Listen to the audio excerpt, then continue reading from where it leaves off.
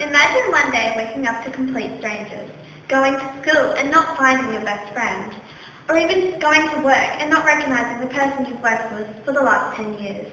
This is what life is like for some people in our society today. This neurological disorder is called face blindness or facial agnosia.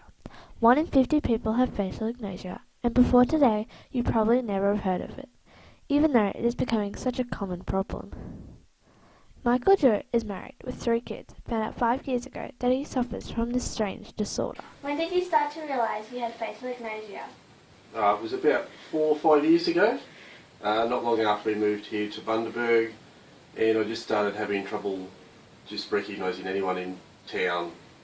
And then our first trip back home to Brisbane, I couldn't recognise people I'd known for 20 years. Wow. So if you can't recognise them by your face, how do you recognise people? I use all different things. Haircut's the main one, facial hair, beards, glasses, sound of voice, how people walk, but also where they are. Like I can recognise someone if they're where they work, but not in the street. Oh. It must be really hard. At first it was very difficult because I had to readjust from someone who didn't have the problem to someone who now does.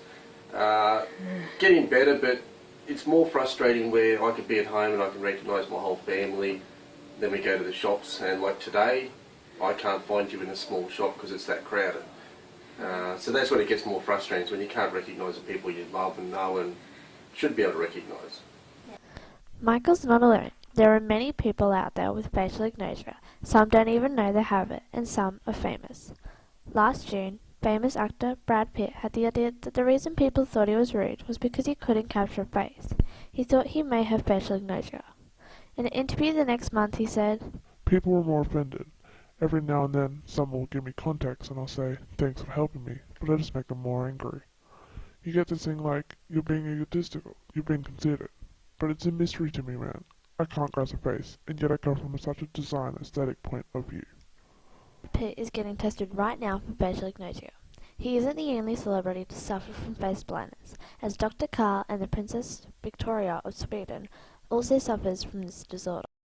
I went out to find more about this common but unusual disorder, so I went and talked to neuropsychologist Amy Farrah. So Amy, do you know how face blindness is caused?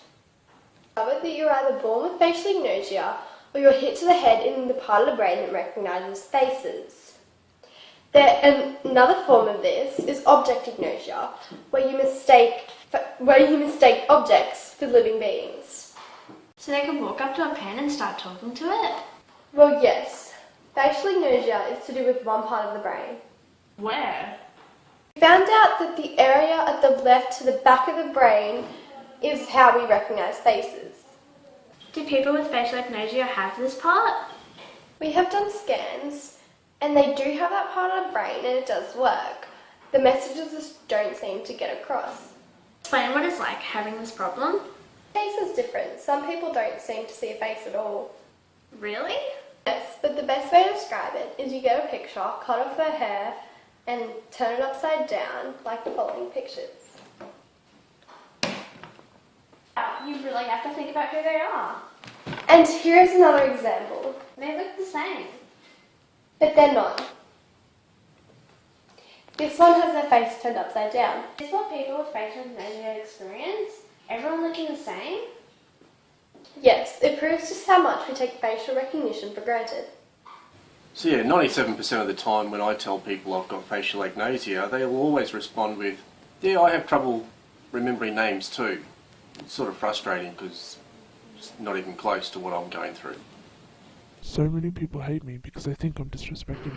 At school, I would get lines for not raising my cap to a teacher. As a young man, I ignored girls who I'd met the night before. I often fail to recognize my children or even my wife. I have failed to acknowledge friends, and more distressingly, those in authority.